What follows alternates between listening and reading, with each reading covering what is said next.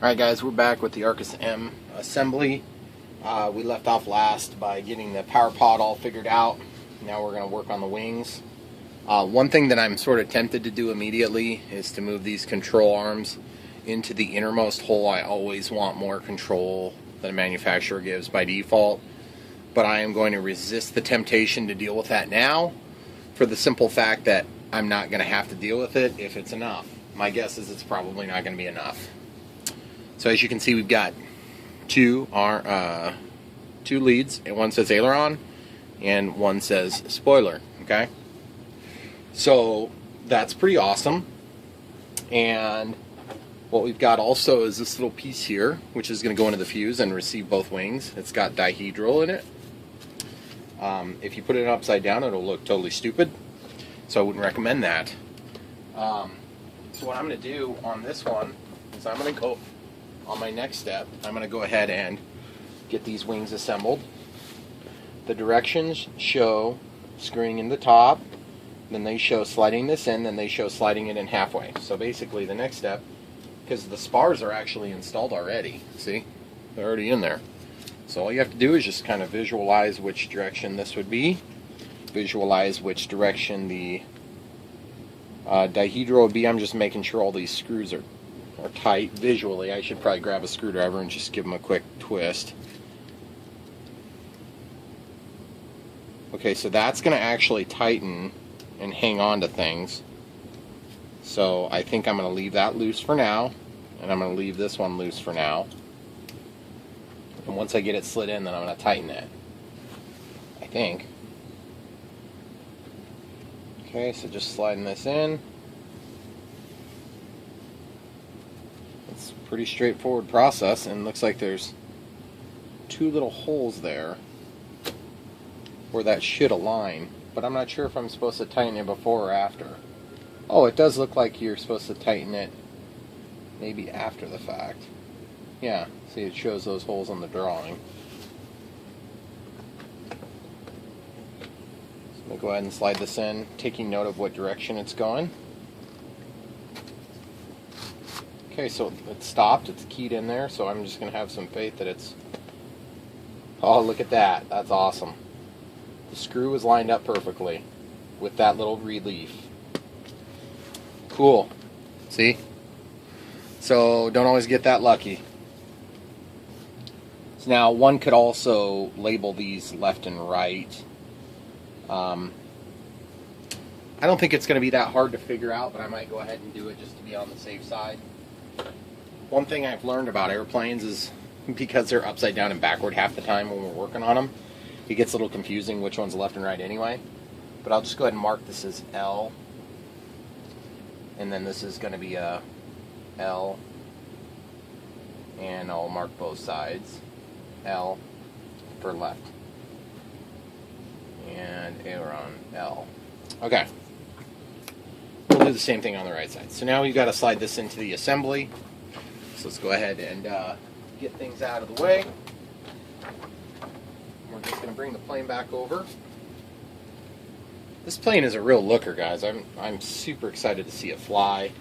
I got my ASK 21 today, and it is a really beautiful plane. Probably one of the best looking ultra micros I've seen, but it's also one of the least effective because you have to be able to get it up in the air somehow. So far, I'm not too thrilled with that. We'll figure it out. Got some videos that are going to be coming out in the next day or so, so be watching for those. You can see me do I think it's called a high toe. Okay, so just feeding these wires through. It's a little awkward. It's always a little awkward to do this, so I'm just going to figure out a way to lay this down so it doesn't fall. And then I'm going to grab my forceps, which is this thing. And I can see him in there. Oh, but it looks like, you know what? I'm not going through the right hole. That's why it's so problematic for me. That's what you said. Alright, so here it goes. Right there. There they are. Okay, cool. So you got those two slid through. And now that we got those two slid through, we can go ahead and slide this mechanism through. This is the easiest way I've found to do it. Get those things through first, then go ahead and pull the slack as you're feeding the wing into the wing socket. Okay. Ooh, nice tight fit. I like it. Beautiful, guys. Okay, cool. So now, if I were transporting this plane right now, my gut instinctive reaction would be, why don't I just take one wing off, and then I only have to deal with one set of controls, which would be, I think, a fair assessment. But I don't know if I'm even going to have to take wings off, because I don't know if this is a lot bigger than my ASW28. So for now, we're going to assemble the thing, and then we will learn from our mistakes going forward. Okay, now, I have the other wing here. I'm going to take a red marker this time. There's nothing magical about red and blue. I just happened to, whatever I picked up. So we're going to mark these as R for right.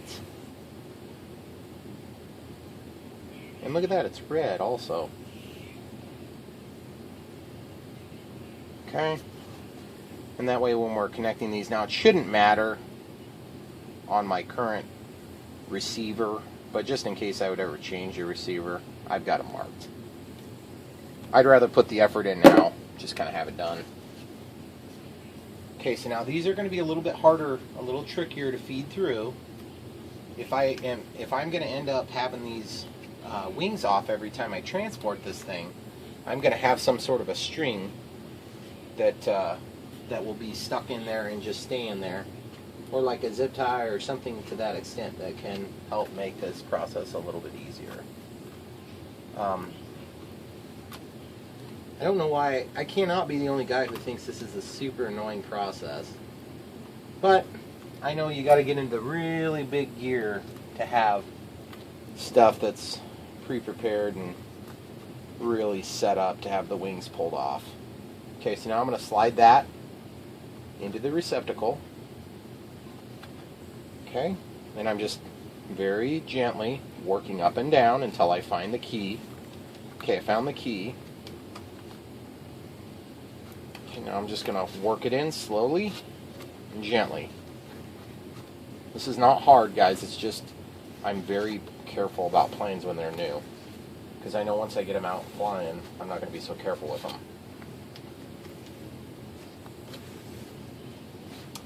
And I guess I'm kind of glad I marked them, not that it matters in this configuration, but boy, if you didn't have marked, it'd be pretty hard to tell which is which. Okay, cool, so we're going to get this slid all the way in. Boy, they're kind of hard to get in there. Okay, she's seated. Now I got to flip the whole plane over, which is awkward. Got to watch out for all the other planes above me hanging off the ceiling. There it is. Okay. So you remember that screw we tightened on the other one? I think we're on the other hole, and I did not pay close enough attention to remember, which I'm kind of kicking myself now for not. So we're just gonna guess. Guess and check. Nope. Ah, okay, whatever. Okay, so we got the one screw tight. Verifying the other screw's tight, and then there's one screw that goes in the middle. I'm going to pause and look at the manual and just verify we're telling you right. Okay, so there's one screw that you're supposed to slide in from this side. There's only one access, so it's very easy to tell which side it is.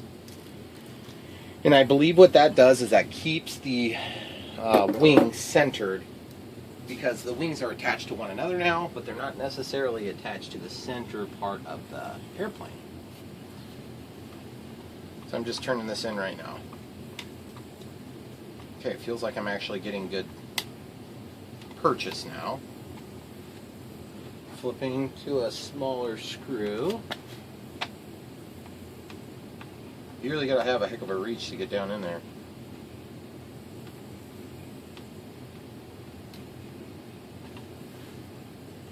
Boy, it is very difficult to tell if there's anything actually happening with that screw, because it's completely obstructed from vision. I really can't tell if it's done anything at all. So I'm just going to tug on the wing. Doesn't seem to move. doesn't seem to move, so I obviously have good purchase, and I'm holding it in there. So, alright, cool. So now we can flip this big bird over. Sorry, I probably can't use that word, big bird, because it's probably trademarked. Whatever. This is a big airplane. Alright guys, so we got all these wires now. So my first step is going to be to protect these wires from running into any of this other goodies. And the way I'm going to accomplish that is pretty simple. I'm going to bring them over here, and I'll probably bind them up with this other bundle.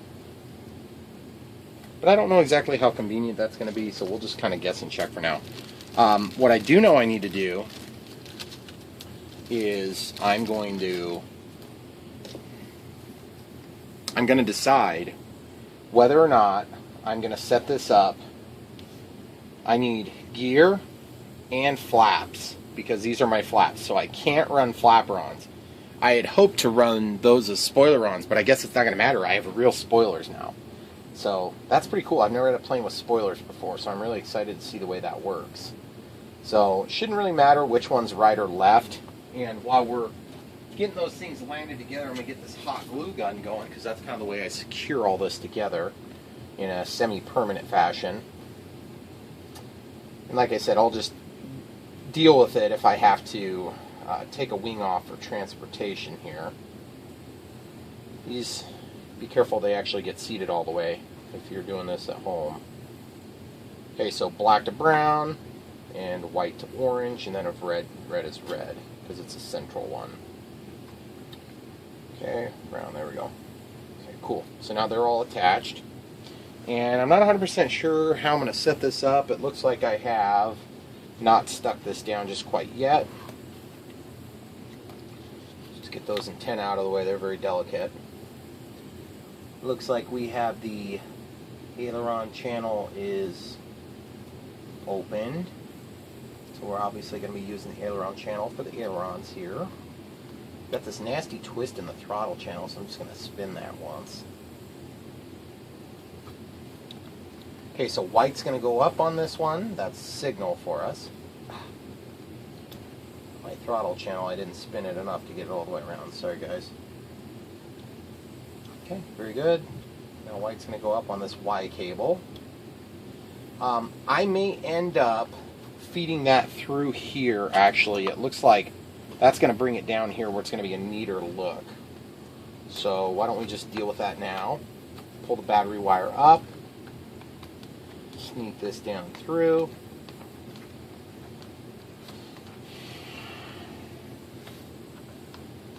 You guys sort of get the idea. I don't really want to make you wait and watch this, but some of you guys are into this sort of thing, so I'll let it play, and you guys can fast forward if you want to skip this part. So we got it through. Got it plugged in. Okay. Second one. So this is for the spoilers. Just verifying my colors. Or matching up color for color. So the spoilers in my case are going to be, I gotta think about this for a second. They're going to be probably mounted on, we know we can't use the gear switch or the gear, we can use the gear switch all we want, we just can't use the gear channel, because the gear channel on this configuration is going to be used for stabilization on and off. So I'm going to have to evaluate which channel's which here in a few minutes. So we'll probably be getting this temporarily together just to test everything. The other thing is, I'm not sure if I want to do a delay on my spoiler deployment so that it operates slowly, or if I just want them to be fast acting. And I'm not sure if I want them to be on a slider, which is something I've never used. I've got sliders on my DX18 on both left and right, and I never use them. So, guys, if you've never put one of these planes together, there's just a lot of little steps. I think what I'm going to do is Auxiliary 2 is over here, and Auxiliary 1 is probably, for practical purposes, I think I'll probably go ahead and put the gear on auxiliary. Actually, you know what? Sometimes the gear... No, it's just a regular servo on this one. Sometimes servoless retracts create more impedance or less impedance to the extent that they act or look like a bind plug being inserted. So you have to kind of play with those airplanes because you have to figure out which one you can get away with using. Because that is the bind plug also. Alright, cool. So, like I said, we'll have to protect these wires so that they don't get tangled up in the servo play from the gear or from the... I forget that's rudder. In fact, I'm going to go ahead and mark that with a black marker right now so I know. Rudder and elevator, so I don't have to wonder about that later. Rudder, elevator, rudder, okay? And then this one's gear. Because there's a lot of extra action going on in here. Alright, I'm going to pause and get the battery going. Alright guys, before we get too far into having that radio fired up, this might be a good time to mark 40 to 45 millimeters back from the canopy edge. And well, that's just coming straight out of the manual, so who knows if the manual's actually correct. 45 millimeters behind the leading edge of the wing root when the RMS is completely folded. So you probably want your CG approach to be considered with the RMS folded. You do not want the... You're not going to be flying with the motor up. You're going to be getting to altitude with the motor up. This is a little bit different configuration than you might be used to. So what I'm concerned with is the 45. 40 centimeters if the motor is up.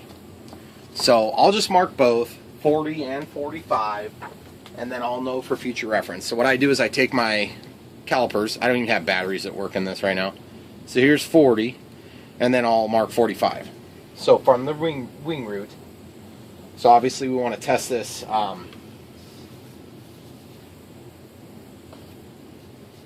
on a sec. I gotta flip it upside down here, guys. Okay, I got it flipped upside down. Just laying it down gentle, being careful about those winglets.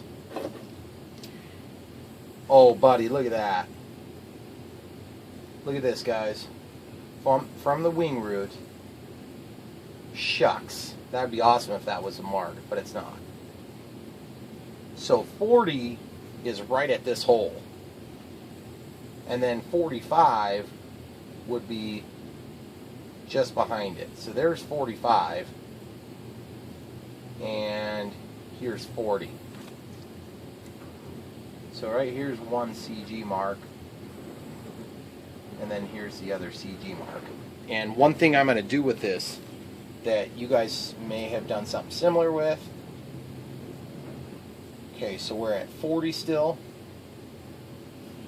And then 45. I'm just taking and scoring it. It's got a sharp edge on it, so I can use that score mark as a mark for where my center of gravity is going to be. Okay, cool. So just somewhere in between there. And one trick I've learned is that obviously you're not able to see on the bottom when you're out in the field trying to test this thing. So what I like to do is I'll take a smear of hot glue. And you're probably thinking, but aren't you going to melt it? Well, yeah, if you're not careful. I put it onto a cotton swab to let it cool for just a second. And then I take that stuff and I just smear it right in between those marks. Okay, just like that. And do it while it's hot, but don't do it while it's so hot it's going to melt your plane. Lick your finger. Lick your finger. Touch it. Okay? And then when you're out at the field, you can kind of feel that edge. And if you get real particular about the way you do it, you can actually take and heat up a knife edge like this. So you take something like this. This is a 20,000 shim. It's got a sharp edge on it. So I can take that and heat it up, and I can really square up. Okay, so it's hot. Okay. Just squaring it up right where I want it to be. And like this side, I got the smear went a little bit too far back, but lick your finger, set it where you want it. Okay, done. Now we don't have to think about that again for now. Alright, cool. We'll get the battery in there now. We'll pause it. We'll come back to you. Alright, guys. So you got the Arcus on here. Throttle cuts on, throttle 6 down. Everything else is in a safe condition. Plug it in. Okay. That's supposed to be normal, actually, but I guess we'll see. I would not call that normal currently.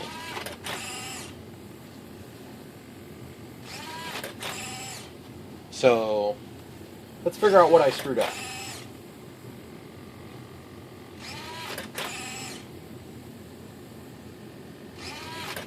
So my gear label's screwed up. Let's unplug the power real quick. Now we need to figure out what I messed up. Not sure exactly what it is. Too bad the gear switch, or the gear label just came off. I can't sit here and say I know with certainty what it is. Looks like our throttle's at minus 132. Looks like it goes from minus 113 all the way up. So let's just give her another shot and see what happens. First of all, it's on the Arcus M. Everything should be bound. Throttle cut is on. Let's give it some throttle.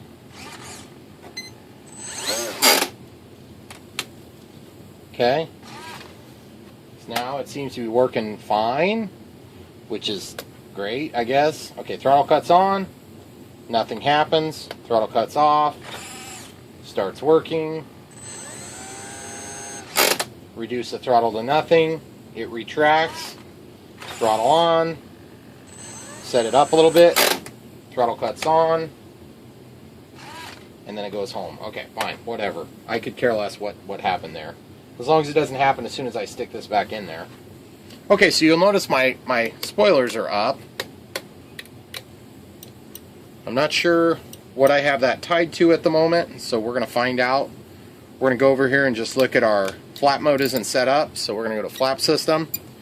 Instead of inhibit, we're going to set it to switch B. See how they're retracting slowly as I walk this back to negative 100. Okay. I'm going to go to, now I'm going to go to positive 100. So that's position 2 on switch B. Okay, so they're all the way out, then they're all the way back, then they're middle, then they're all the way out. So we have like intermediate, all the way, bring it to the ground quick. And then what we're going to do is, I don't know if we need to set a delay on this or not, but I'll set it to run 1 second deployment speed. That's probably not a good thing in this case. I guess we'll find out real quick when I make a mistake. I don't know if I need to do elevator tie with it, but we'll figure it out. Elevator's up. Rudder, ailerons are both working. That's always handy. So now the other thing we need to test is the gear. For whatever reason, the gear stopped working, and I think I know why, because we plugged it into a different channel. So now I just, oh, there's my gear. So now I'm on auxiliary 2. Okay, so auxiliary 2 needs to be configured to act as gear. So let's go to system setup, disconnect, yes, and then we're going to go to channel assign. We're going to leave gear as gear. We're going to go next, and then we're going to go auxiliary 2. We're going to set to the gear switch, which is this one. So that's what set to A. So now when we come back out, when I flip the gear switch, the gear will come down. Okay, cool. So now the other thing I want to do is I want to go servo setup. I want to go travel, speed, gear down. Let's make it take 1 second. Let's say gear up takes 1 second also, okay? Which is going to be cool. Okay, that was really slow. I want that to be a lot slower. Let's set it to 13 seconds down just to see if it's going to work. Okay, so that doesn't work. So we're going to have to leave that at normal, and that's because the gear is actually not what we're adjusting. We're adjusting the auxiliary. Sorry, guys. So we're going to set that to 1 up, 1 down. Oh, that's so cool. Love it. It's going to look a lot more realistic. Alright, cool. So we've got that all set.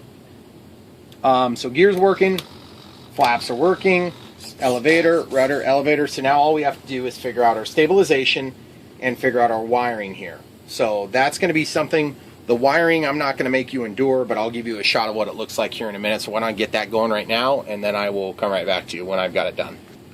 Alright guys, I got 2 twisty ties installed. Now, I'm not a big proponent of twisty ties. I usually prefer to just put zip ties in. But this may need to be removable, so I just got to deal with it, I guess. The practical purpose is, I would like to be able to just pull the whole thing out, but you're only going to be removing one wing likely. So, anyway, that's my rationale there. And then also I've got one other issue that I'm trying to think of. And that's going to be a temporary mechanism to hold this in place. Now, it is out of the way to where you could just place this on there because it goes up into the cavity here, and so you'd be okay. But I want it to be more secure than that, so it doesn't shift while I'm doing a high G maneuver or something like that. So I came up with this idea of using a clip. Now this clip is huge, so I didn't want to go with that. Now, I'm not big about having metallic clips in here, but I think it's going to be fine for what we're doing. So this is going to bite down to the actual, dang it, it's not quite enough to get down to the other one. So if we do a clip, it's going to be this size. Or it's going to be glued down, because I ran my throws to 150%. You can see the rudders clears, the elevator obviously clears, and then I'll show you where the... So I mean, it's right there, guys. I mean, it's just, they're all right up on top of each other. So I'm wondering if maybe it's just the best idea to just go with this, because then I can get down there onto the plastic of the connectors down there. I'm not on any wires then. And I can actually clip this, but then later on, if we're out at the field, I can change the way that that works by undoing it. And that's kind of what I'm thinking about right now, is just making this so it's removable, somewhat removable. See, we're still really close there, guys. It does clear, though. So, anyway, I guess at this point, that's kind of what I'm thinking I'm going to do. But I'm going to keep my eyes on different choices as we go. So now we're going to get back to radio setup for the moment, which is going to be, I ran everything to 150% in my servo setup. So if you go to servo setup, you can see the travel on the ailerons is 150%, and that's going to give me more throw. And I did that for rudder, I did that for aileron, I did it for elevator. And I also did it for flaps, which surprised me because my flaps, of course, in this case are actually spoilers.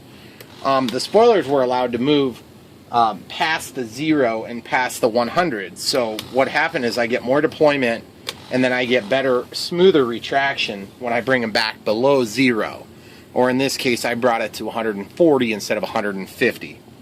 So I wanted to talk to you guys about that real quick. Now, there's one channel that currently I've already assigned the controls. See how gear's also moving? Well, that's how I'm going to turn stabilizer on and off. So I need to go back down to system setup. I need to exit the menu. I need to go to channel assign, and I need to change gear. Gear's going to stay gear, but then I'm going to go to next. You see how this is still set to A? I want to inhibit that, okay? Auxiliary 3 is the right knob. We still want that. That's going to be the intensity of the gains on this Lemon RX receiver. And I'm trying to remember, we want gear to actually be tied to, we're going to tie that to D, okay? So now when we come back out, we're going to go back into the main screen, walk over to the servo setup, and you can see now D's moving. So first thing I'm going to do is I'm going to go to servo setup. That's set up as gear now, which is perfect because that's what we want. Now we want gear to be correct at 100 and 100 because that's just the on-off. And then we want auxiliary 3 to be set to 150, 150, which gives us more play on the intensity or the master gain on our stabilizer. So we're going to go back into Servo Setup, we're going to go to reverse, and we're going to reverse auxiliary 3. For whatever reason, I believe I always have to reverse that. We're going to know here in a minute. Okay, so everything else is working at this point, so now it's just a matter of getting a fine screwdriver, and this is actually a pretty small one you're going to need. And this small screwdriver is going to be used to flip some dip switches. Now, we don't have a V-tail on this, and we don't have a delta wing, but on these Lemon RX, you have to flip the delta and V-tail to activate the stabilizer, and that will deactivate either the V-tail or whatever. Now this is going to be remote controlled. See? Changes conditions. Okay? Nothing. Something. Stabilization. Okay, I don't know if everything's working the right direction yet. Here, we'll just move this. Yep, it's working in all axes. And then this is going to be like an auto leveling configuration. See how it's flashing red and green? That's something you guys probably haven't seen before, which is pretty cool.